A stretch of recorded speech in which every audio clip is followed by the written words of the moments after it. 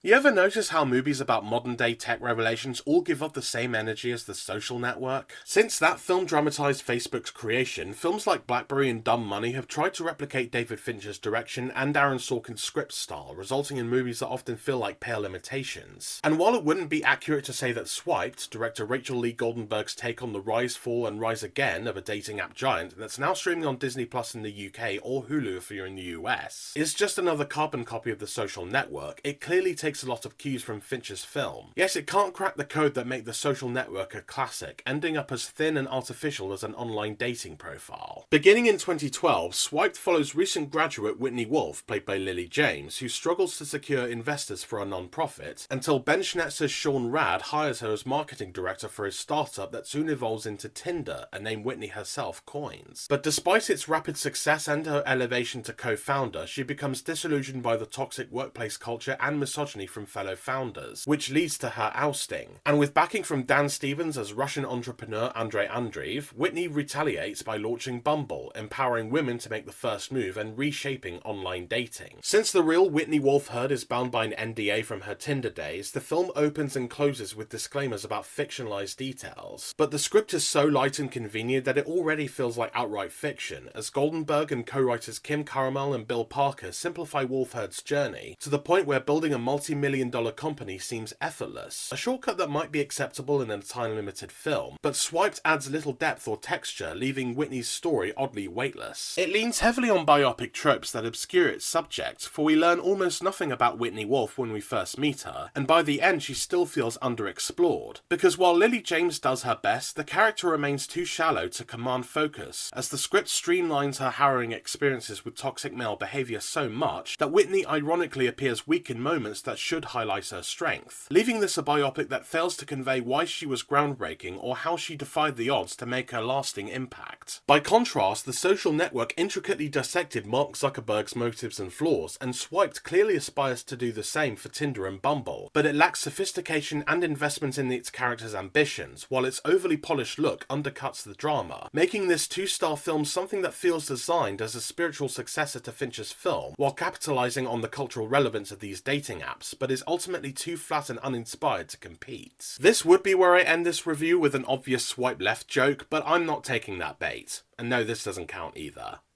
Visit the Film Feeder website to read my more detailed review, but for now, thanks for watching, please like and subscribe for more reviews, and I'll see you next time.